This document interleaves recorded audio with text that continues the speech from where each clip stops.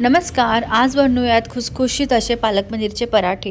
बरेच वेळा आपण पालक खायला कंटाळा करतो की मुलं तर अजिबातच पालकची भाजी खात नसतील. तर अशा वेळेस तुम्ही हे पालकचे पराठे करून देऊ शकता. टिफिनसाठी खूप मस्त परफेक्ट अशी रेसिपी आहे, तर नक्की करून पहा. पराठे करण्यासाठी सगळ्यात पहिलं आपण पालक ही गरम पाण्यातनं काढायची. अशा पद्धतीने जो आपण पालक 5 ते 10 मिनटं गरम पाण्यात ठेवून काढतो किंवा त्याला ब्लँच करून घेतो, त्यावेळेस ती पराठे केल्याच्या नंतर काळी पडत नाही किंवा पराठेसुद्धा आपले मस्त हिरवेगार दिसतात. आणि अशा पद्धतीने आपण 5 ते 10 मिनटांसाठी गरम पाण्यात पालक आपण ब्लँच करून घेऊयात.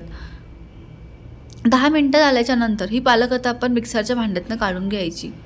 तर अशा पद्धतीने सगळी पालक आपण मिक्सरमधनं काढून घ्यायची आहे. पालक मिक्सरमध्ये काढून घेतल्याच्या नंतर ह्यामध्ये घालायचं आहे 2 ते 3 हिरव्या मिरच्या, थोडासा लसूण आणि अद्रक. तुम्ही मिरची थोडीशी कमी किंवा जास्तीची वापरू शकता. त्यानंतर यामध्ये साधारण 100 ग्रॅम असं मी पनीर घेतलेलं आहे. तुम्ही जास्तीचं पनीरसुद्धा वापरू शकता. आणि खूप पौष्टिक असे हाय प्रोटीन हे पराठे तयार होतात. थोडीशी कोथिंबीर टाकायची आहे आणि थोडंसं पाणी घालून ह्याची मिक्सरमधनं एकदम बारीक एकदम फाईन अशी पेस्ट करून घ्यायची. तर इथं अशा पद्धतीने मिश्रण मी वाटून घेतलेलं आहे मिक्सरमधनं. त्यानंतर आता एका बाउलमध्ये मी 3 ते 3.5 कप असं गव्हाचं पीठ घेतलेलं आहे. तुम्ही हवं थोडंसं गव्हाचं पीठ किंवा आणखीन त्यामध्ये नाचणीचं पीठ किंवा बाजरीचं पीठसुद्धा वापरू शकता. आणखीन छान ते पौष्टिक होतील. आणि जी आपण सुरुवातीला पेस्ट करून ठेवली होती पालक पनीरची, ती ह्यामध्ये घालून घ्यायची.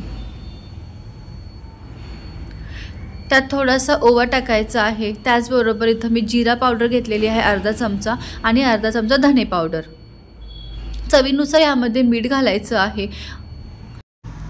सुरुवातीला पीठ भिजवत असताना एकाच वेळी संपूर्ण मिश्रण न घालता अर्धा अर्धा करून ते पालकचं मिश्रण ह्यामध्ये टाका, म्हणजे आपल्याला पीठ मळायला एकदम सोपं जातं. आणि व्यवस्थित सुरुवातीला चमच्याने अशा पद्धतीने मिश्रण एकजीव करून घेऊ. आता ह्यामध्ये मी उरलेली सुद्धा पालक प्युरे टाकून घेते आहे आणि व्यवस्थित ज्या पद्धतीने आपण कणिक भिजवतो किंवा चपातीसाठी पीठ मळून घेतो, अगदी त्याच पद्धतीने हे मिश्रणसुद्धा मळून घ्यायचं आहे. पीठ भिजवत असताना एक आणखीन महत्त्वाची टिप म्हणजे जर तुम्ही लगेचच पराठे करणार असाल तर पीठ थोडंसं सैलसर भिजवलं तरी चालणार आहे. पण जर तुम्ही टिफिनसाठी किंवा संध्याकाळी वगैरे पराठे करणार असाल तर शक्यतो पीठ थोडंसं घट्ट भिजवून घ्या, कारण का मिठामुळं आणि पालकमुळं थोडंसं हे पीठ आपलं सैलसर होतं. नंतर आपल्याला पराठे करायला त्रास होऊ शकतो. थोडंसं तेल टाकून घ्यायचं आणि परत एकदा व्यवस्थित हे पीठ भिजवून घ्यायचं आहे. आणि असे मळून घेतलेलं पीठ मी 5 ते 10 मिनिटांसाठी साईडला झाकून ठेवते आहे, म्हणजे छान ते पीठ मुरलं जातं.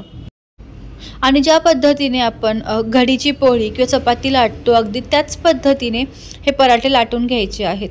ते तुम्ही छोटंसं असं पिठाचा गोळा घेतला आणि पिठामध्ये घोळवून आपण त्याला लाटून घ्यायचं आहे. थोडी चपाती अशी लाटून घेतल्याच्या नंतर त्यामध्ये आपण थोडंसं तेल लावून घ्यायचं आणि वरून थोडंसं पीठ भुरभरायचं आहे. अशा पद्धतीने आपण जेव्हा चपाती किंवा कुठलाही पराठा लाटतो त्यावेळेस छान तो फुलतो आणि मस्त खुसखुशीत व्हायला मदत होते. आणि जशी आपण नॉर्मल चपाती लाटतो अगदी त्याच पद्धतीने हा पराठा लाटून घ्यायचा आहे, फक्त थोडासा जाडसर लाटा.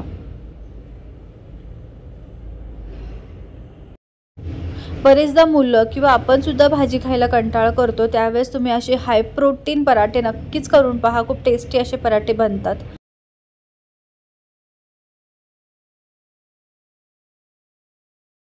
पराठा शेकण्यासाठी इथं मी आधीच तवा गरम करून घेतलेला आहे. सुरुवातीला आपण तवा छान गरम करून घ्यायचा आणि त्यानंतर एकदम मीडियम फ्लेमवरती आपण हा पराठा शेकून घ्यायचा आहे. पराठा शेकण्यासाठी इथं मी तेल वापरते आहे. तुम्ही तूप किंवा बटरचा इथं वापर करू शकता. आणि दोन्हीही बाजूनी मस्त खरपूस असा पराठा शेकून घ्यायचा आहे. तुम्हाला जर का पुरी खायला आवडत असेल तर तुम्ही ह्याच पिठाच्या पुऱ्यासुद्धा बनवू शकता, त्यासुद्धा छान चवीला लागतात.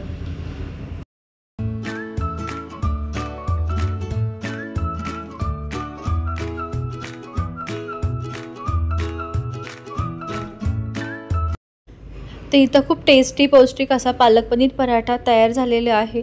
आणि जर तुम्हाला आजची रेसिपी आवडली असेल तर नक्की करून पहा. नवीन असाल सबस्क्राईब करून घ्या चॅनेलला. पुन्हा भेटूयात आणखीन एका अशाच नवीन आणि युनिक रेसिपीसह. तोपर्यंत मस्त खा आणि खुश रहा. थँक्यू.